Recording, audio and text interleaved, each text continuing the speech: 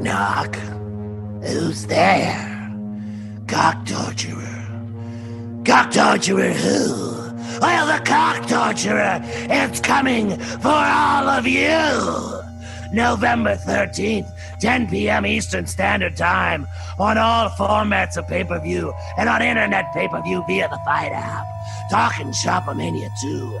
Rise of the Cock Torturer! Now part of the All Everything Entertainment Podcasting Network. Working Fans Podcast. Cool. Yep. All right, here we go. Coming down 3, 2.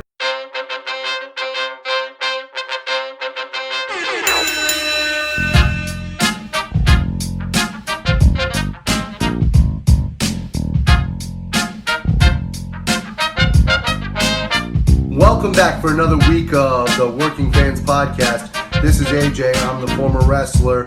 We've got Dave, the ultimate fan, here with us. As we do every week, our producer Joe likes to make us sound good and makes us look way more professional than we actually are.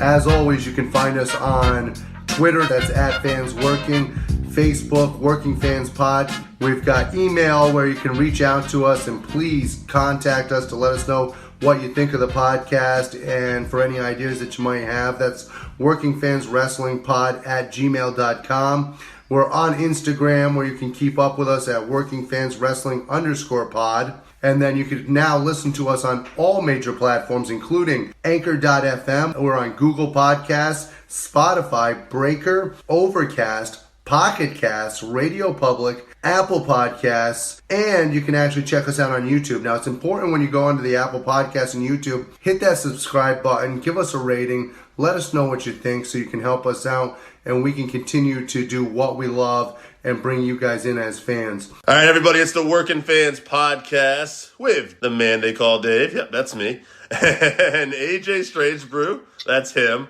And today we're going to have a little discussion on ratings. And why does ratings, in my opinion, makes fans so toxic? AJ, do you agree with that? We're going to talk about that a little bit because I know when I was younger, I didn't really think about the ratings. It wasn't until the Monday Night era where we kind of really started about that. So, AJ, your thoughts?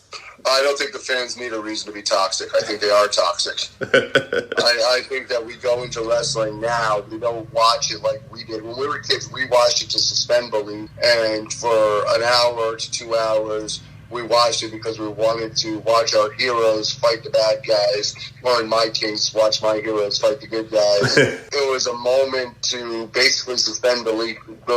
Suspend belief. Easy for me to say, from the world. Now we watch it to dissect things and to see what went wrong. The favorite chant of the people is always things like, you fucked up. You fucked up.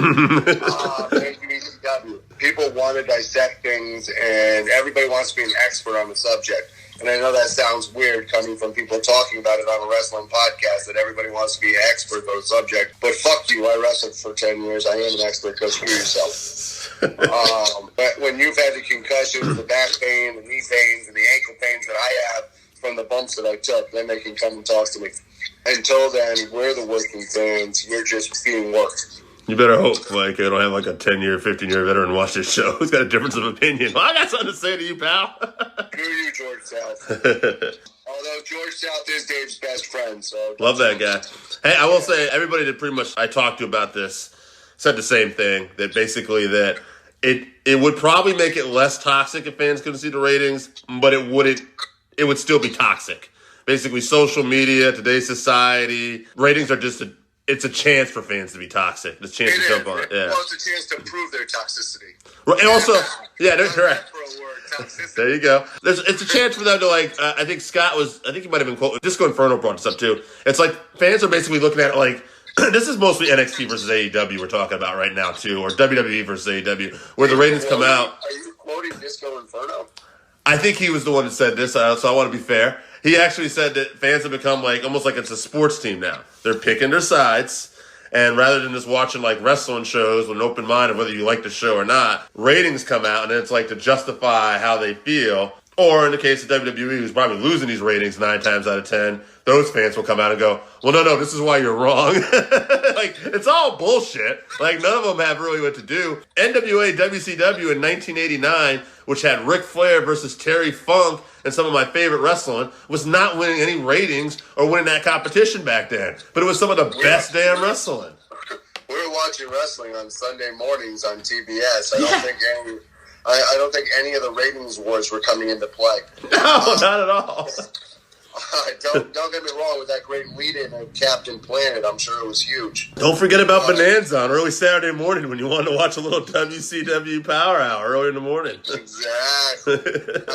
However, here's the big thing, and like we were saying, people use whatever they want as tools to prove that their theories or their opinions are correct. And we can sit there and go, well, look at the rating on this. How accurate even are the ratings these days? Between all the live streaming, the people that are recorded, watch it later, I never watch it as it's happening. I don't remember the last show that I watched as it was happening. Right. And so I watch everything after. Now, don't get me wrong, like yourself, like our producer Joe, like other wrestling fans, I watch hours upon hours of wrestling so that we can talk about this every week. I watch stuff that, quite frankly, at the end of the day, I'm like, why the hell did I do that? But never once do I think, oh, God, I hope Joe Schmo in Sheboygan, Idaho is freaking watching this so that they get their ratings popped. Right. Ratings, I don't think are accurate, and I don't think they mean as much as people think they do. Now, don't get me wrong, Tony Khan can use it to get advertising dollars, and use it to say, hey, look at the steps that we're making in the right direction, and that's awesome to make money off of it. But I think even Tony Khan realizes that the ratings only mean so much. Yeah, in terms of, like, as a fan, you should be more worried about what you're watching as a product, you know? Obviously, it's nice to have a little concern that you hope this product you like is doing well, but that doesn't mean you got to go on the warpath, folks. Relax. Well, even when Tony Khan talks about it, if you notice, he doesn't talk about the million, we've got 1 million viewers. That's not what he's talking about. Right. He talks about the age of the viewer average-ship. He talks about... Right. And the reason why is because, once again, he's looking at the advertising dollars. Yeah. It's all about knowing your target audience. Especially, I mean, when you're trying to make money at first with now being no fans in the building... Where are you making money from? You're making money from your television and from your advertising dollars. So if you're not pointing out to them and going, hey, I've got 18 to 35-year-olds watching like crap, well, hell yeah, that's going to help push the button. But as far as the fans go and toxicity, no, they're freaking toxic assholes to begin with. You imagine Tony Khan? No way I can even imagine Vince getting on Twitter. Yeah, baby, we did it. We're the best. Hey, everybody, we tweet this. We're so proud. And I don't mean like they can tout their ratings. They do sometimes. But I'm saying you're not going to see them getting involved in fucking comment sections like, you know, arguing about this. I can't imagine Tony doing that. I would hope not.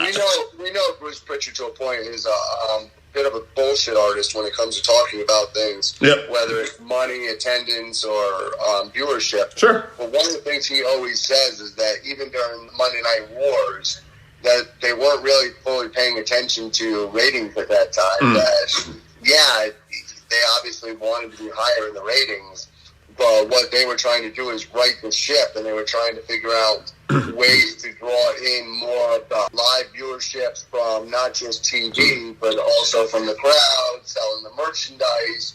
They were looking at those numbers. They weren't necessarily looking at the viewership. Is Eric Bischoff one of the founding fathers of, hey, check out my ratings? Because at the time, he was probably using it as a tool because it was so different that they were ever beating WWE in anything. And it was like he was kind of touting his own success and using it as a tool. Well, it was really the only thing that Bischoff had going for him at that time. Right. They were never going to have the marketing that the WWE has, because that's what the WWE does. They're a marketing genius when it comes to pushing their product. He was never going to match them in that. And the one positive he had going was, hey, look, we're beating them in the ratings war. Yeah, they sold out some stadiums and stuff of that nature, but it really came down to was the ratings war. Hey, look, we're at a 4.7. They're at a 3.9. We've got them this week. But you saw how valuable the ratings were because they ended up getting their ass whooped. Yeah, and you kind of think, actually, if he had maybe been a little bit more low-key about those ratings, maybe he wouldn't have lighted a fire under Vince McMahon's ass, and we wouldn't have got, Steve Austin. Here's the other problem. You can get all the views you want, but if you're getting more views on something and you're not turning out a good product, eventually those views are going to go down because people are going to spread the word, hey, I tuned in this week, it was garbage. Right. And as WCW went on, they could not continue to turn out a good product. And those views eventually got people to go to other places because eventually the negativity of, what are we watching over here, eventually got to them. Yeah, I would agree. Ratings a lot of times just momentum, and it's more important to put on a good product. But I think at the end of the day, we're both going to just agree the fans are going to be toxic no matter what, and wrestling mirrors society, and we're in a toxic time in society. We're in an incredible toxic world right now, whether it's cancel society or whether it's everybody wanting to use God knows what against everybody. Everybody wants something negative. We keep hearing society as a whole go, hey, accept people. But the people that are screaming accept people the most are the ones who don't accept other people's differences and don't allow debates without hatred. If you can't have discussions like we have every week without hatred, at the end of the week, me and Dave don't agree on everything, but the one thing we agree on is we're still friends at the end of the day. We don't fucking take this personally. I don't take his horrible taste in the Young Bucks horribly. At the end of the day, we're friends who have a disagreement, and until we can find that in the world's screwed. Hey, accept everything and be different. Just don't disagree with me. Hey, I got a question for you. Off topic, though, since you brought up the Young Bucks. Totally sidebar. Better tag team, in your opinion, Young Bucks or Motor City Machine Guns? Who do you pick? Motor City Machine Guns in a walk. Oh, I would actually, I'm not going to say a walk, but I agree with you. Someone brought this up today. All right. Now, don't get me wrong. I'm not saying the Motor City Machine Guns are more successful because obviously they're not on the platform that the Bucks are on. But the Bucks are one of the best tag teams in the world at marketing themselves and at building what they've built. However, when it comes to in-ring work, I'm not talking about athleticism. The Bucks are athletic. However, I will take the wrestling and the storytelling of the Motor City Machine Guns any day of the week times 3. I'll take the North over freaking the Young Bucks. I'll actually go a step further, too, and I'll say the Guns are even better on the mic, especially Alex Shelley. I'll throw that out there. Well, people right now, and we can have this debate for another time, but people right now talk about AEW tag teams. And Impact. Tell you what, if you're sleeping on the Impact tag team scene, you're sleeping on tag team wrestling. I love the North. I'm glad you brought them up. Like, the North, to me, Josh Alexander just comes off so legitimate, and Ethan Page comes off as this wild card, where he's like a little crazy at times, a little chicken shit at times, but just a big personality. I don't think anybody expected them to actually pull off the tag team titles at Beyond Glory. Smart move, though. Bound for Glory. Sorry, Beyond Glory. Bound for Glory. And they ended up coming in there, and I think they shocked the world by getting the belts back. And you know what? I hope they get another year ring.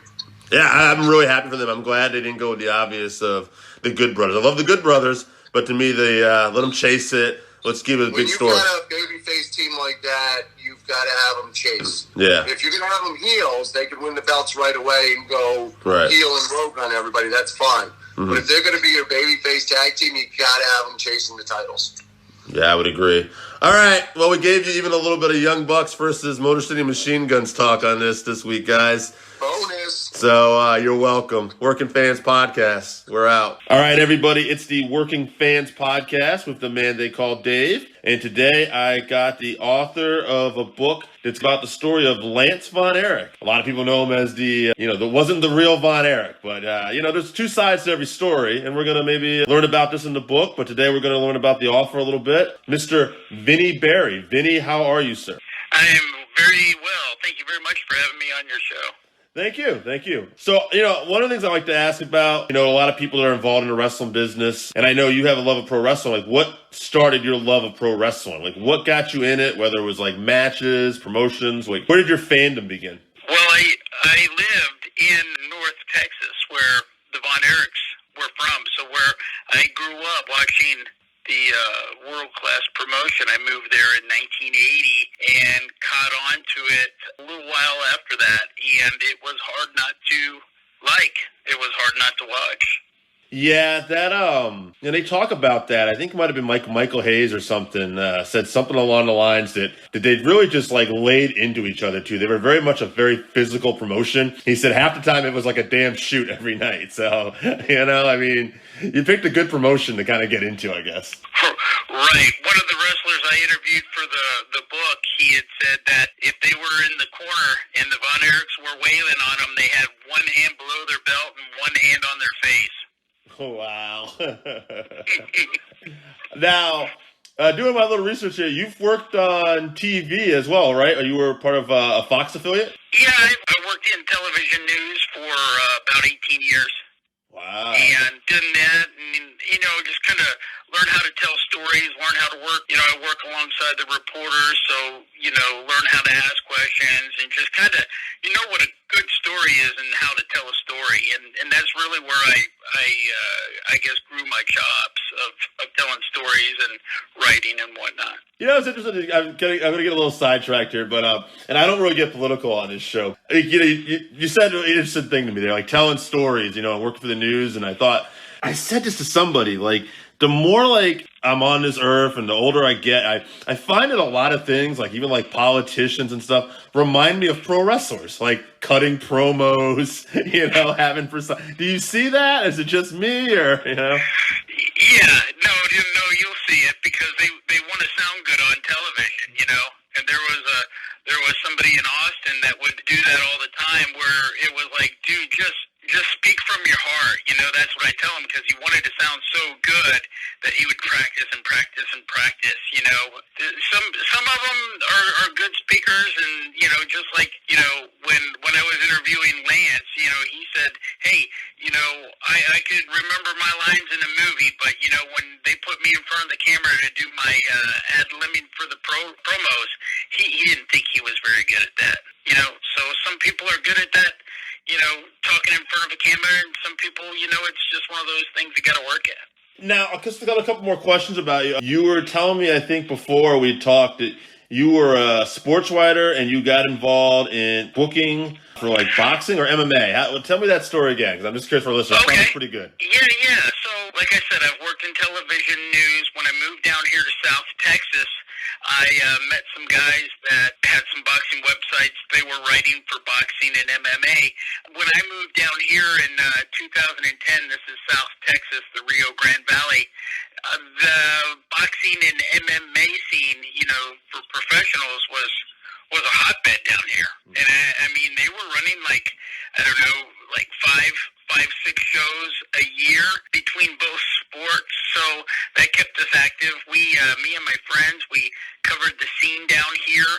And, I bounced around. I did like, a couple websites. And then when I took a little hiatus, there was a promoter down here. His name was Jeff Benogli. He went ahead. He was an MMA promoter. He wanted me to write for his promotion and help his sister with the public relations and the media. And so I was helping her, and I was doing the website, doing the stories on his fighters and his events and whatnot. And it turned out that I ended up probably within about 6 months or a year, I became his matchmaker and was helping him side by side, setting up the fights and, bringing in talent. And that was just because I knew who all these guys were after covering the scene for, 3-4 years or whatever it was.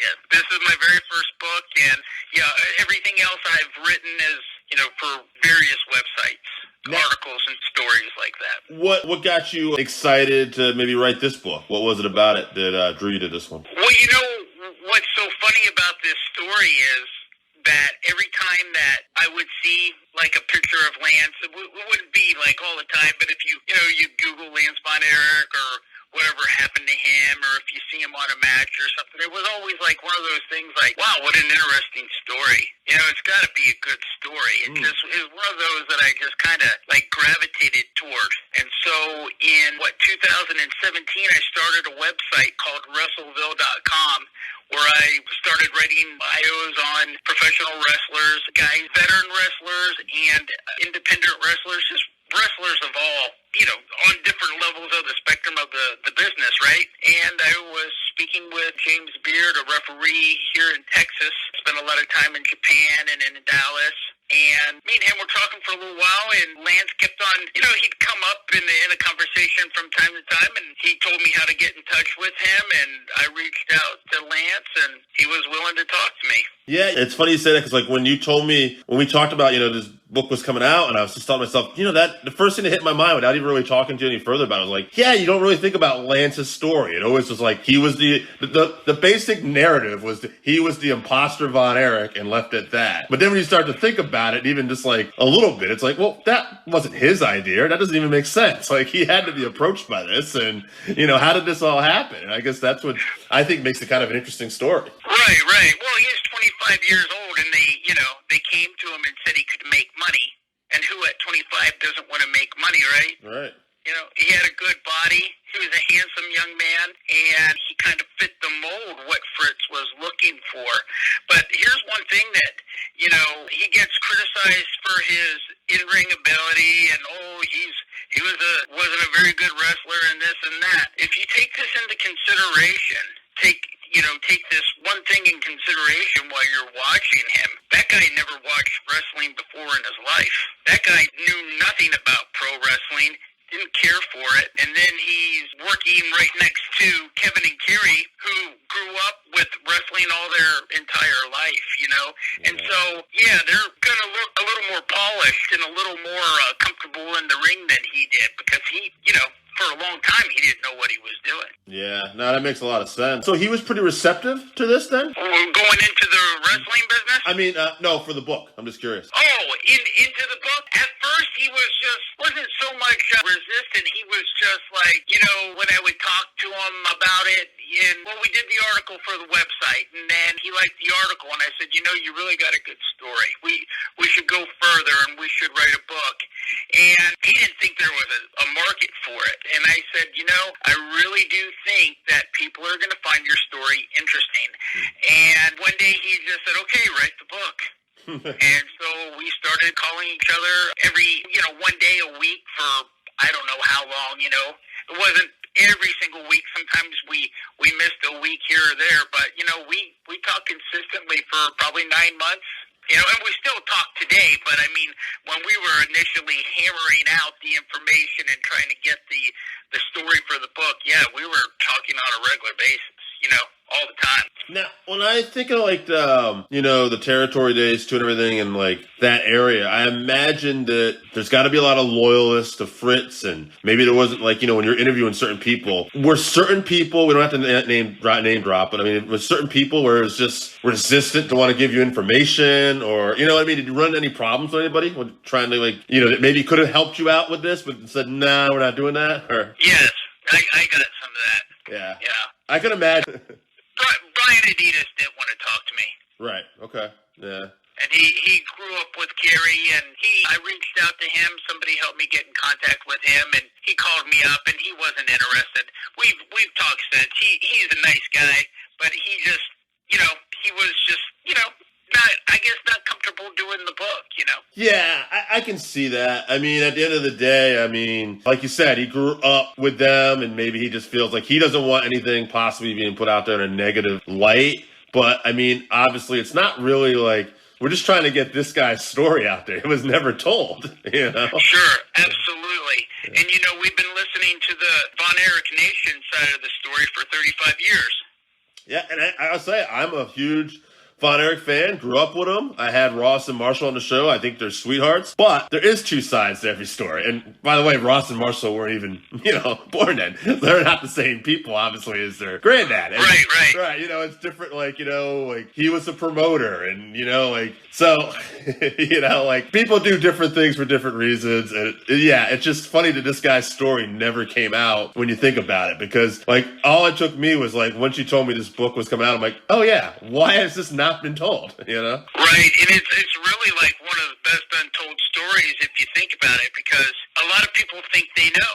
If you go on a Sportatorium Facebook group page or a Von Erich page or a Sportatorium or anything like that, world class, and you post a picture of Lance Von Erich and you say, Lance was my favorite Von Erich. something to those, or hey, this is my favorite wrestler, something along those lines, you will get feedback like you would not believe. And 95% of it is in favor of the Von Erich family. Yeah. You know, oh, he was an imposter, he's a fake, he's not a Von Erich, you know, don't you know this is a tribute to the Von Erich family? And it's like, you know, the dude was, you know, he was a wrestler too. He, you know, hey, let me tell you this, I lived in Dallas during that era, and they loved that guy.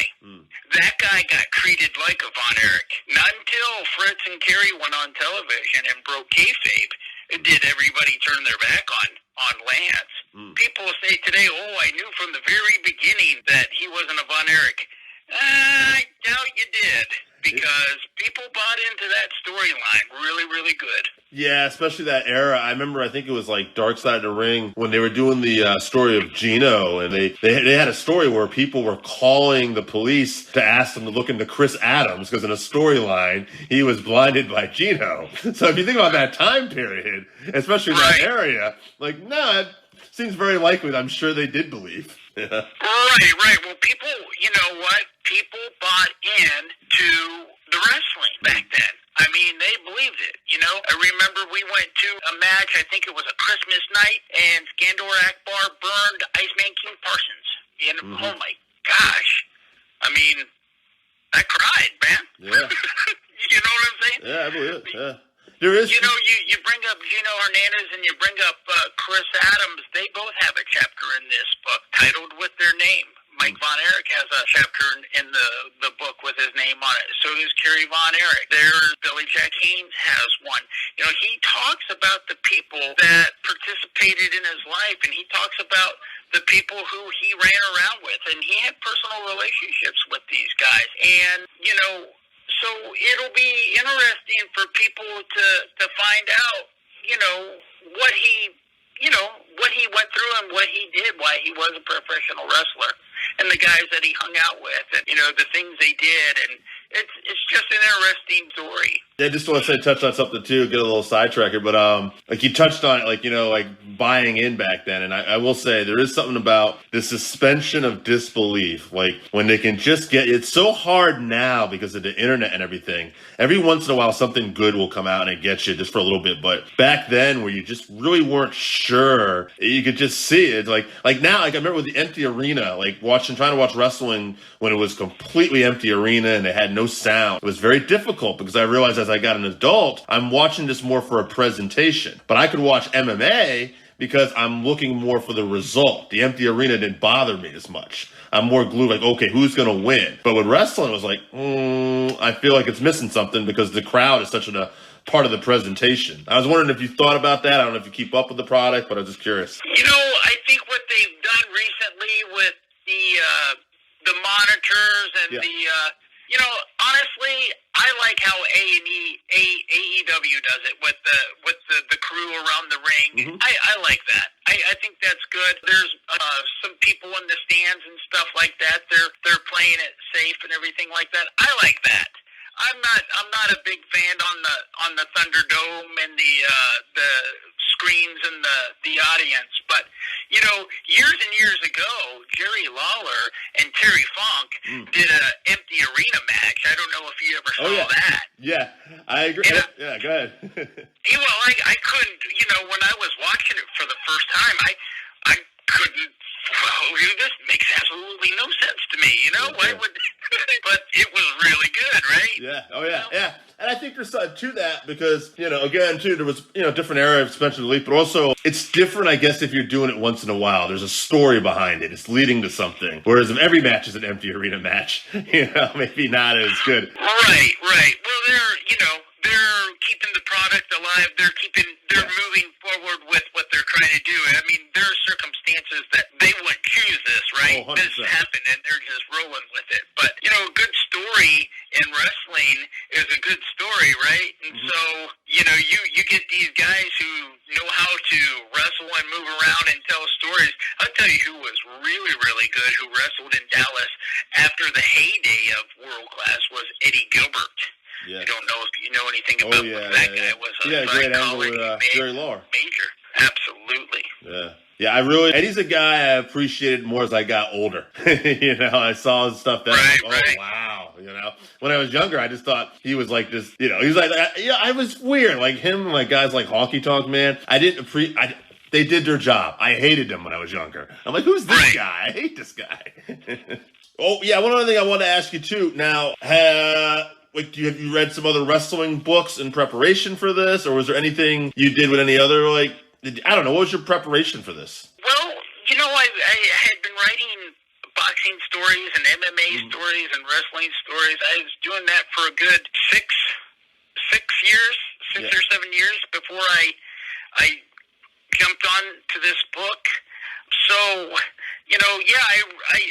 I read, let's see, I read Ric Flair's book. There was a couple other wrestling books off the top of my head. But I didn't cram for an exam, Right.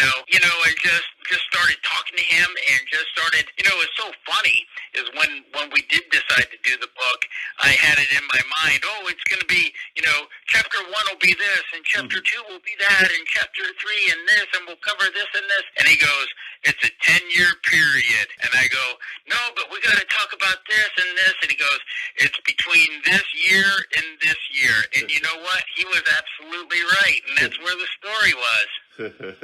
That's good. There you go. He's a pro wrestler. He knows how to tell a story at the end of the day. Yeah, absolutely.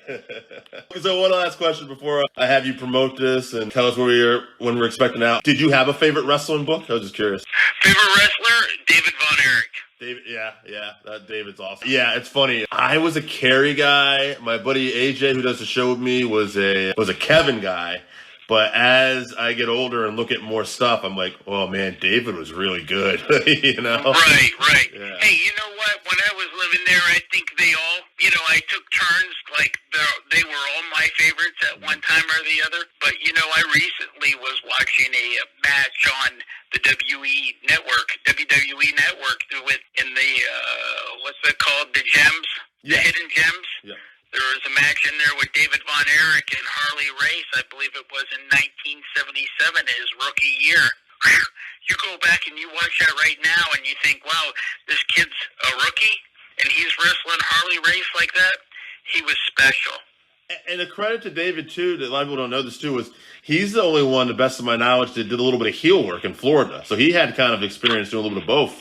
Right. Oh, he had some fire in his belly, I'll tell you that, man. When he was yelling on the microphone, I mean, he really looked like he was mad, I mean, he was good.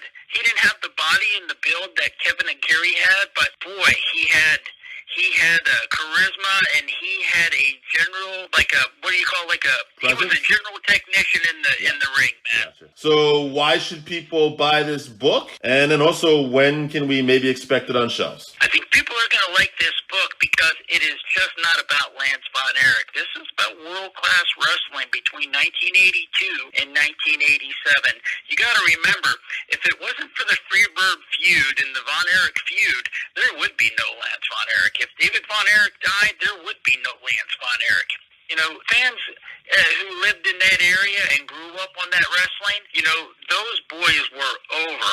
They were so popular. They were like rock stars, and I am not kidding. We were at Six Flags one summer, and it was hot, and we were waiting all day in lines, and I think my dad was getting irritated with it. And all of a sudden, everybody just left the line, and we went all the way up to the front. And my dad was like, hey, what just happened? And they said, the Von Erichs are over there. Wow. And so they basically pulled everybody who was waiting in lines, they couldn't do anything. If they gathered anywhere for a few minutes, they were mobbed. That's wild. And not going anywhere. That's how popular these young men were. They were very popular. They're good-looking guys. They had great personalities. They were hometown people. And, I lived 10 miles from them. So, sometimes we would have like a Von Erich sighting. That was a big deal, man. Well, that's awesome. When do you think people can expect to see this book online or on shelves? This book will be online. You can buy it at lancebychance.com. And if you like the Lance Von Erich Facebook group page, all the information will be on there. But the website is lancebychance.com. I also have Russellville.com. One word, Russellville, like Louisville, I guess, Russellville.com. There'll be some information on there as well. But I think people are really going to like this book. For the fact is that they can read about Chris Adams. They can read about Gino Hernandez. They can read about Ric Flair. Ric Flair's got a chapter in there. There's Bruiser Brody is in chapter 16 very heavily. I think people who grew up with this wrestling and liked watching this wrestling, they see Lance on the book and they say, it's Lance Von Erich. I don't want to read that book. It's not about Lance Von Erich. This is about, like I said, this is world class between 82 and 87, and I think a lot of people are going to be really surprised when they read the book and see how it goes. It's a history book. It's a book about relationships that he had with these guys, and it talks about his journey through professional wrestling. And we're talking about a guy that had no desire whatsoever to be in professional wrestling.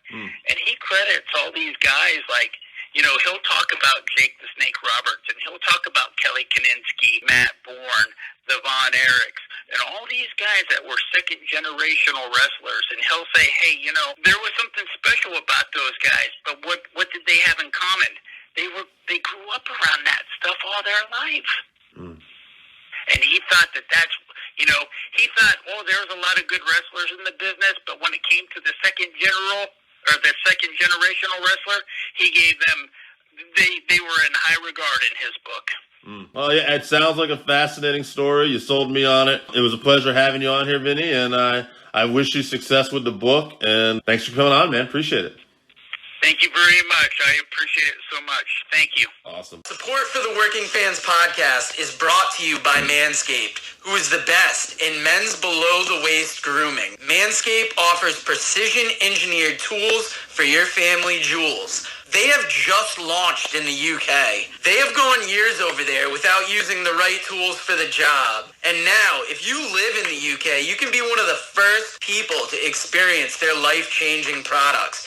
AJ, you were telling me about their products earlier. Give us a rundown of a few things they offer. Let me tell you something. As a former professional wrestler, I know a thing or two about wrestling with ancient technology. Having to get ready in the 1990s and the early 2000s for a wrestling match and having to take care of your favorite tag team partners down there below the belt wasn't easy. You'd use an old straight razor or you'd try to use those old-fashioned clippers, and all you do is you cause your tag team partners to get color.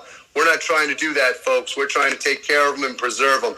Now, with the modern technology brought to you by Manscaped Lawnmower 3.0, you get a ceramic blade that keeps your buddies down there south of the border safe and in shape and ready to go all night long. And why don't you tell us about some of the features and some of the stuff that they have, like Joe asked you?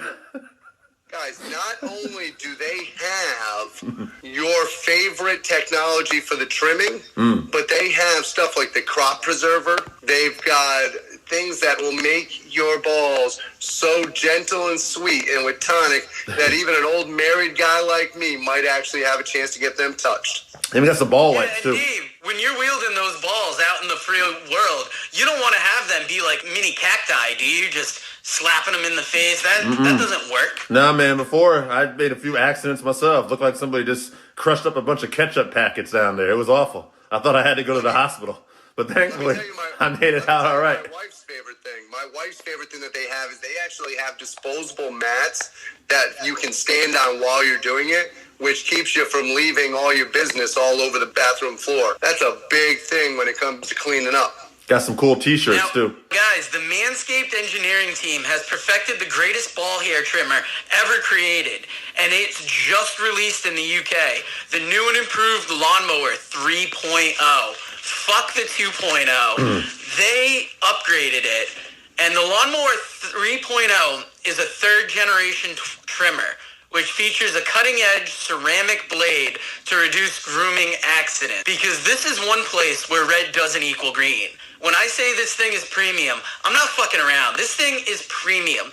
It has up to 90 minutes. You can get a longer shave. And frankly, if you're shaving for 90 minutes, God bless you. Yeah. It's also constructed with a waterproof technology that allows you to shave in the shower. One of the coolest features is the LED light, which illuminates grooming areas for a closer and more precise trimming. They've also upgraded to a 7,000 RPM motor with quiet stroke technology. Why go that fast? You can even now do your trimming when the lights have gone down low, and you can do it with that nice LED light. I'm telling you, it's like having a spotlight down there to protect you. Now, I do arguably my best work in the dark, but even though it contains all of the above-mentioned features, don't forget about the charging stand. Display it in your bathroom. Let people know you're shaving your nuts. It's an intelligently designed stand that is a convenient charging stand powered by USB. Now, if you're listening to us talk about dick shaving right now, we want you to experience all of this firsthand for yourself. Let's clean you up from bush to tush and beyond. Go to manscaped.com and get 20% off your order and free shipping with the code WFP2020. Remember, the code WFP, Working Fans Podcast, baby. 2020 at manscaped.com. That's 20% off with free shipping at manscaped.com. Your balls will thank you. Call Fiction. I got my technique now. I don't be tickling or nothing. Beating the girl's pose is a pose. It's not the same fucking thing. It's not the same fucking thing. Welcome back, fans, for another week of the 531, where we take your top 5 list on a particular subject, vote it down to a top 3, debate that top 3 down to a top 1, and this week we are talking the top wrestling families. Just like when we did valets last week, I think you're going to hear a lot of the same names, and I wonder if one name is going to beat them all, much like last week. Dave, how are you doing this week? I'm doing great, baby. I can't wait. We got the families going here. I think, to me, it's a two-family race. I think I know who the family is going to win, but I think I know the top 3. But we'll see how. Yeah, there's going to be a few families that end up in there. First list we're going to bring you is Jesse from New Hampshire, new father, and talk about best families. The fucking Dean family's about to be the best family in wrestling. But Jesse voted for the McMahons, the Guerreros, the Von Erichs, the Rhodes, and the Wyndham Rotunda family. Really? Yeah, that was a surprise. Yeah, that was a surprise list.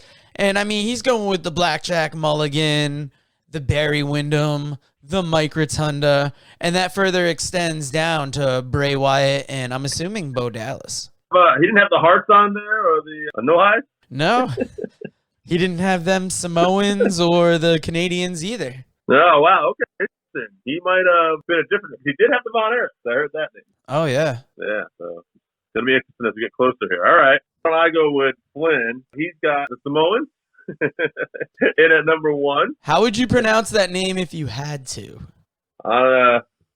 Anunnaki. It's definitely the Anunnaki family. Yeah, not Anunnaki. I didn't say Anunnaki. The chop in there. I'm fucking up as it is. You don't need to add on to it. The Aloha family. The Aloha family. Yeah. You're welcome. Just an ordinary demigod. Yeah, so the Samoan motherfuckers, they're number 1. And as Mike split with it. But he's also got the Hart, the Rhodeses, the Von Erich, and the Wyndham family. Wow. See, I thought the Wyndham family was going to be an out of left field pick. They are a big wrestling family, but you have so many other families out there that it's good to see them get a couple votes early on. Now, I've got Shard Johnson from the Rockin' Randy's Rockin' Wrestling Group, and he has the Orton family, the Rhodes family, the Kayfabe Anderson family, the Paphos, and he just wrote Samoa, but I assume he means the Anoa'i and Fatu families. The Anoa'i. Yeah, I like them too. But how do you like that Anderson family? That's another idea of something that pops up in wrestling. But it was interesting that yes. It's interesting that the Andersons were included since they are a wrestling family, but maybe not a bloodline family. Yeah. Are Owe and Gene related? I don't remember. Oof, I don't even think No. so. I want to say Gene was the last actual one. Right. Gene and Lars, right? Yeah. I think it went back that far. And then, like, you know, there was that story that Arn told about C.W. Anderson coming up and making sure he was cool with him using the name. And he's like, I'm not an Anderson. What does it matter if you, like, not that he would hold him back from it, basically. Yeah. I mean, the Anderson family is a great case. Flair's a part of that family, too. Are blood related. Yep. Flair was also said to be a cousin of the Andersons for a while, so that makes... Ric Flair. Yep, that gives him a little more credibility, too. Now, whose list do you have next? Ric Flair. Ric Flair made our greatest wrestler for minutes. I believe we found out after he was sick. But that's okay. Hey, shit happens sometimes. We give you nothing but the facts here. we do our best. We don't lie to you intentionally. Right. We'll just fuck it up. But that's all right. We got speaking of not gonna lie to you intentionally, we got my main man, Randy Oscar, coming good. He's got the Hart family. He's got them Von Erich boys. He's got the Armstrong boys. Nice touch there, Randy. He's got the Guerrero, and he's got those wild Samoans. Now, the Armstrong family, that's a really good pick for Randy. We shit on him a lot for his picks. That is one where, given the death of Bullet Bob lately and the success of Road Dogg, Steve, you know, they've had a lot of great workers in their family. That is a very good pick. Now, the next list I have is from Scott in Voluntown, and he has the Harts, the Rhodes, the Von Erichs, the Guerreros, and the Anoa'i family also. AJ's got the Hart, the Von Erich, the McMahon, the Samoans, and the Orton family. Surprised the Orton family didn't make it more. Yeah, that is another good list. AJ going with those deep cut, which is always good to see. Now, the next list I got for you is Zach, and he has the Von Erichs, the Harts, the McMahons, the Guerreros, and the Anoa'i family. Oh, yeah. Those wild Samoans. They're making a lot of lists over here. I got a list from Tim Hartford. Well, we're just going to segue right into the next list here. And he's got the Samoans, the Harts, the Von Erichs, the Guerreros, but he also added the Colognes. That's right. Carlos and Carlito and Epico, the Colognes. We got them all. There might be one more in there. And I think that's an important pick because you don't think, like, I mean, Dave, you're Puerto Rican. They run an island. And to be, like, they're basically the McMahons of Puerto Rico as far as I have understood their standing. And their respect in the game almost goes as deep as the Samoans.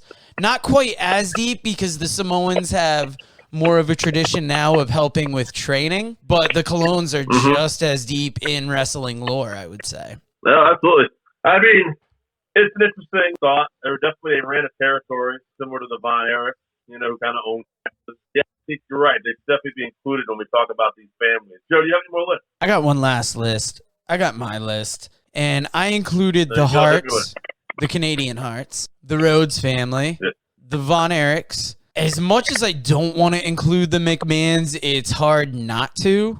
And I finished off with the Anoa'i Fatu family because the Samoans, the saying goes around that they're all related, which sounds horrible to me, but a lot of them are cousins, or they even kind of have that tribal feel where if you're one of them, you're kind of in. You know what I mean? So that's almost like an older, more sacred type of family. The thing about it is they dominate so many decades, too, with Peter Maivia, and the Wild Samoan, and then you got, you know, obviously Yoko, Fatu, and then we got the Anoa'i family is number one. I got the Harts in at 2, the Rhodes in at 3, the Guerreros in at 4, and I got the Von Erich wrapping us up at 5.